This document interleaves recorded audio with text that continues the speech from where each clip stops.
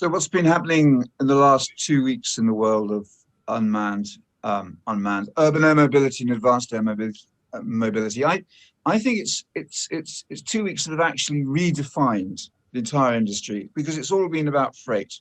Not all been about, mainly been about freight. And it's answered one of the big questions to me, not whether, but when are we start going to see proper commercial advanced air mobility operations? And I'm postulating that after FedEx has said it's going to start using unpiloted aircraft, that after ADMC is announced spending 600 million on a Sabre Wing UAS fleet of aircraft, after EHang Holdings have announced that they have a 200-pound, relatively heavy lift cargo UAV on the blocks, but we are looking at 2023 for the year when this industry really takes off. And that means that we're 2023, when we're going to get commercially viable unmanned aircraft operations, starting with freight, probably, really lifting off around the world. I don't know whether you agree with that, but I think that's the target date.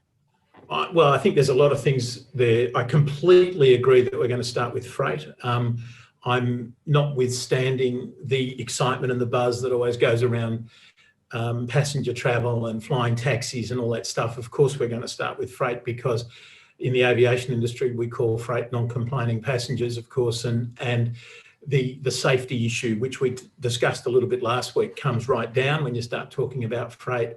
I think the other really interesting thing about freight is that you can use existing infrastructure. And particularly, you said a 200-pound aircraft, 200 pounds or 200 kilos? I need to double check that. I think it's 200-pound payload. So, yeah. So I'm less than 100 kilos, 80 kilos. I need to double check that. That's interesting. I mean, that's still more than a book or a pair of sand shoes, or, you know, the sort of original vision that people had of drones delivering stuff to your home. And my understanding is that Amazon, for example, are looking at their first stuff being warehouse to warehouse, or, to use their language, fulfillment centre to fulfillment centre, rather than fulfillment centre to your house, as they shift stuff around, which again will call for heavy lift.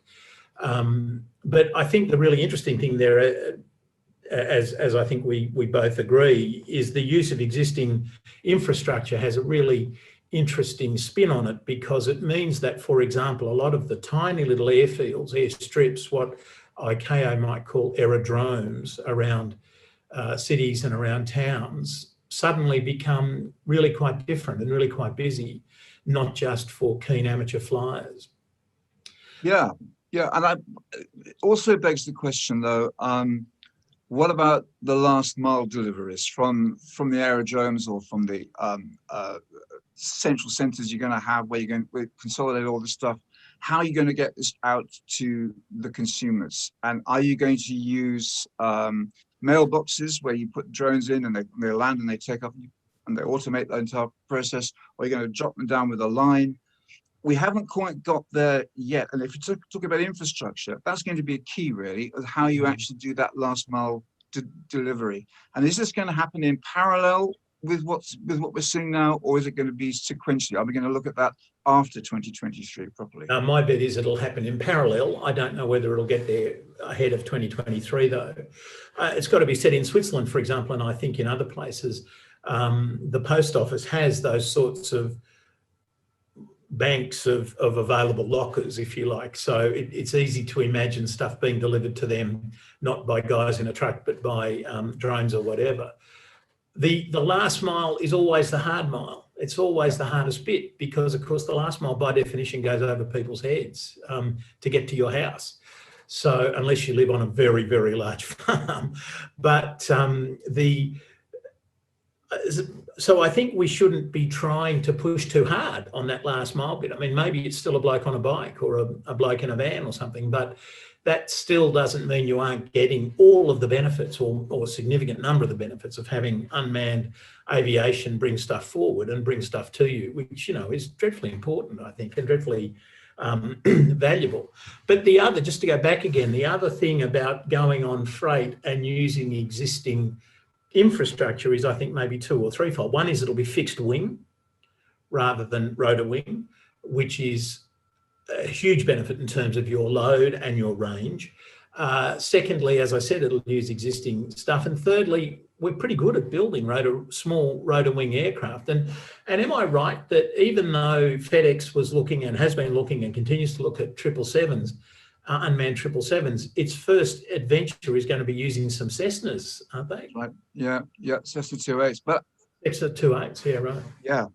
No, that's right. And that's very interesting. But I think another interesting point about this is that it puts countries like Canada, Australia, and the USA in the driving seat, because there you have a lot of geography, a lot of scrubland, a lot of land where you don't have to fly over people, and you can still get to suburban communities using these kind of systems without flying over people. I mean, I think, if you look at what's happening in Reykjavik, for example, again, which is a unique case where they have had drone last mile deliveries taking place, you can fly over a lot of Reykjavik without flying over people. Lakes. It's flying over people, and flying over roads, I think, is going to be a problem. It's one thing saying, okay, well, we better make sure that the drone doesn't hit a road, but it's another thing a driver going along and suddenly seeing a drone appearing over his or her head. I mean, that'll need a bit of thinking about, I think. I think you could argue the other way as well, though, couldn't you? I mean, I'd rather, if a drone's flying over a road, then what we've done there is we have limited, I suppose, we have corralled the noise to a thing that's already quite noisy, i.e. a road. And of course, it means that you don't have people, you aren't flying over people. Yes, you're flying over the occasional car, but cars tend to separate quite well compared to people in houses. And yeah, it'll be distracting, but again, that's a sort of a different point. But we're back to that whole point about how do you get societal acceptance to all of this stuff. Yeah. And I don't know that it's different to have a drone fly over your head in your house or a drone fly over your head in your car. The first time will be disconcerting, the second time might be discombobulating, but the third time will just be another day. I don't know. I think every community is different. And I think there are going to be some communities that are just going to say, I'm sorry, we're not going to have this here. And I think that has to be respected, and you can twist their arm. If they say, no, we're not going to have it, but they're not going to have it. Others will leap at it.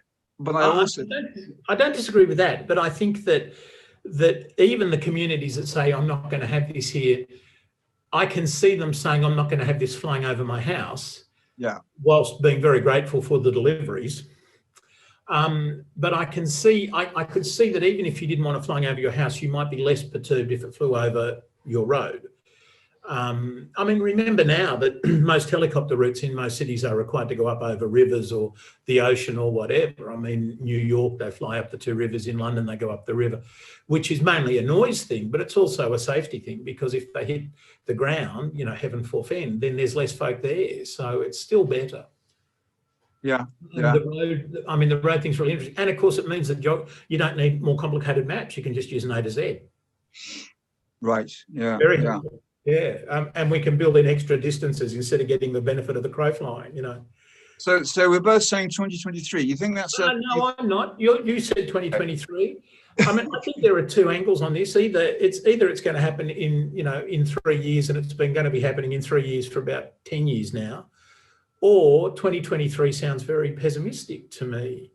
I mean, the one thing I was interested you didn't mention was the flying jetpack people that are going to be, did I read right? I mean, only in the UK could the flying jetpack people be medical staff, because I think, I don't know that they're inherently dangerous, but they're a very good way to fly to the scene of an accident. So it's probably helpful that you've got medically trained staff there when you get there. But they, the first known jetpacks ever seen were in the 1984 LA Olympics opening, and they've been going to be here for 3 years ever since. So you can take a cynical view on the 3 years, but I also think the commercial pressures and the money behind the push now is very strong. And I think now that people have realised this is going to be first and foremost a freight play, changes the dynamics. I think if no one had ever mentioned freight, if we were never going to use them for freight and are going to be for passengers, I think 2023 is incredibly optimistic. Well, that's interesting. I think there's a number of things are coming together to make 2023 look real to me, including the regulations, including the standards, including the money, and including the business plans. Because there's been a lot of research, a lot of time, a lot of startups in this area, and at some stage they're going to have to start making money. Oh yeah. And I think and I think if to bring it before, say it's going to happen in 2022, I think that's too optimistic. I don't think there's enough infrastructure in place. I don't think the regulations in place for that to happen. 2024, you start stretching things too long, and that become a problem of money. So I think it's looking more and more likely as 2023. Except to come back to it again, if we go on fixed wing, freight, slightly larger, the infrastructure is much less of an issue, I think. I don't for a second disagree with your point about community acceptance. I don't for a second disagree with your point about the need for sensible regulations. But again, I think having been in this game, having done a lot of this regulation stuff, the safety stuff is easier if it's just cargo. Yeah. And I think the third thing is our current pandemic puts a huge amount of pressure on getting this stuff done for freight, getting done more quickly. Except very important. I do think there is an issue about regulation here, because it's not just the aircraft that you're regulating, it's the entire system that you're regulating. And we haven't regulated an entire aviation system before in the same way that we've done that. So you can get the airworthiness stuff done, but that doesn't mean to say that you've got the command and control stuff, that you've got all the other bits of regulatory approval that you need for, doing risk assessment for people on the ground. I think that's at least 3 years to do, to be honest. Even with fixed wing commercial aircraft without a pilot on board, I think that's a 3-year regulatory process if you push it. Yeah, you're probably right. I have to concede that. Because with the best will in the world, it will be complicated. I don't dispute that. But I do think that the way regulators tend to work, and for better or worse, and there's a strong argument that it's for the worse, but for better or worse, we have approached this so far in a very piecemeal way.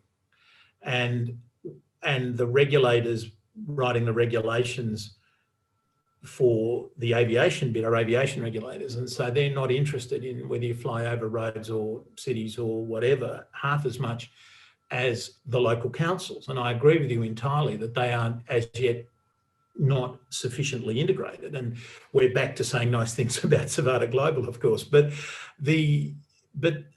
I can see the regulators responsible for the bits that are already designated or enunciated, if you like, which is being very, very compartmentalised about the way they do it. And in a lot of areas, in Europe, for example, a lot of the stuff that's going to need to be done, the regulators say, here is our regulation. It's already underway. It's already done. We've already got it. The interesting stuff is joining all that together to put it, as you say, systematically, to put it into an integrated whole. But since when has the aviation industry been integrated? Why are most airlines in the world into cargo? Because aircraft are cylindrical. If they were flat across the bottom, they wouldn't be into cargo. And so there's what happens in freight tends to stay in freight. And so except for this time, you are talking about local authorities as well. And that's a new element. Yeah, no, I agree with that. I agree with that entirely. And we're back though, but the local, so now's the time to start for local authorities to start thinking about this stuff. Exactly. Yeah, I completely agree. And perhaps that's the message, yeah. And that is the message, and that's what CIVATAglobal's here for, and we're trying to work all those things together. It's always a pleasure to talk to you, Phil. And you too, and you take care. Do what I can. Okay, bye. Yeah.